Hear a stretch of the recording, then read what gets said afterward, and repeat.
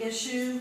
Also, I think there's a misunderstanding as to what a monument sign is. The ordinance just says that the monument shall have a base that attaches to the ground. It doesn't have to be 4 feet, it doesn't have to be 6 feet. It can be 1 foot, and then there can be poles. In fact, we have the possibility ahead of us, based on what Mrs. Richmond said last week, of an amendment that would clarify that a monument could include poles, so long as they include architectural materials like wrappings that would make the monument, the sign look appealing and work with the primary structure.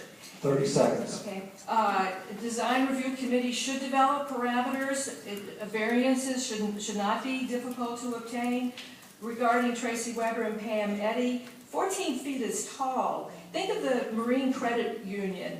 You can see that over signs. We're not talking, again, we're not talking small monument, small bases. We're talking taller signs. We want directional signs. We want businesses to see the signs. We recognize that trees can be a problem at any level. Wrap it up. Well, just to say that we want businesses to be recognized, and we believe that with this ordinance, they will be found quite easily. Thank you. Any questions for the speaker? Okay, thank you. We will move over to the other side for the 3-minute rebuttal for the opponents.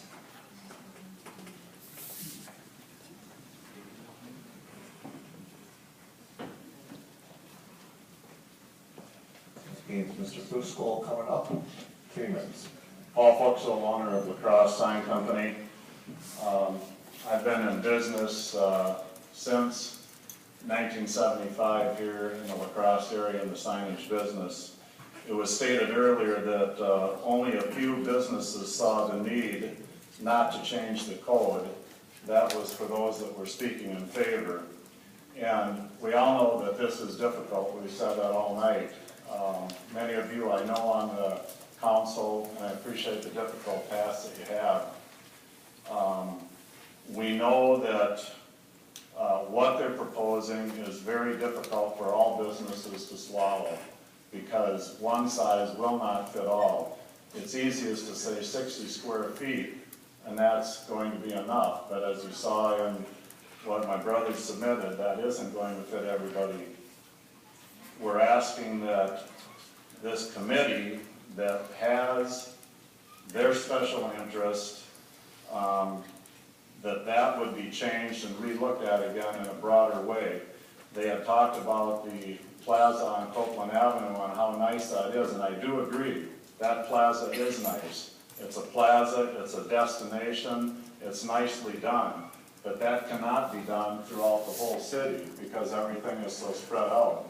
If you're going to develop a new plaza, you could do what they did at that plaza and create a sign code for it. That would work well. But what we currently have in the city and how broad we're spread out, it's too difficult to do that. And they do say that you could get a variance if you would like, but that's not always going to happen either, and it's going to be by the committee. Will they give a variance or not? It's very time consuming. I work in many different communities. I work on a lot of these codes. Quite a bit of work down in the Madison area trying to get variances through. It's very difficult. It takes a long time. It takes a lot of money, at least in that community. And I think that it's a real disservice to the business people if you move this thing forward. I really do. I don't think it's the right thing. It's already difficult having to pay tax for the homeowners and the businesses. The taxes on the homeowners are going to go up. They will, because businesses are not going to continue to relocate here in town. They're going to move out. I can see it happen. It will happen. So I think you need to reconsider this thing. Thank you. Any questions for the speaker? Oh, we have a question from the council member. He passes. Okay, Mr. Sequest passes. Thank you. Okay, you're welcome. Okay, we have 20 seconds left.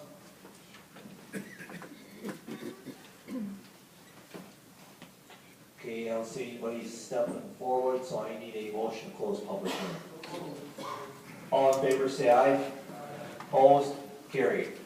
Okay, first speaker from the city council is the councilman from the 8th district, Bob Sequist. Thank you, Mr. Chairman, and thank you for everybody who came tonight to express their opinions on this matter. I am asking the council members to pass this ordinance. It is a good ordinance. It's good for residents. It was designed to be good for residents. If we do not maintain a community that is attractive and well done, then people are going to be doing like the cross sign and moving to Alaska. We want people to enjoy the community, not to move out of it. And this ordinance will help protect people. We want this ordinance to be good for visitors, and I believe it is. We have an extremely attractive area. And we've all heard the reports from visitors from other areas who talk about the beauty of our area, and we don't want bad signage to be interfering with that. We want this to be good for business because we need a good, healthy business community in order for our community to survive. And we need good signage so that we can find these businesses. This ordinance satisfies that.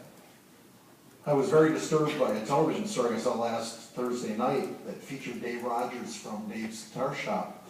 And in the story, he talked about how he was afraid he was going to have to dismantle his sign and that the community was bad for business. And I just couldn't help myself. I called him and I said, Dave, we got to talk. And went down and we talked about this and how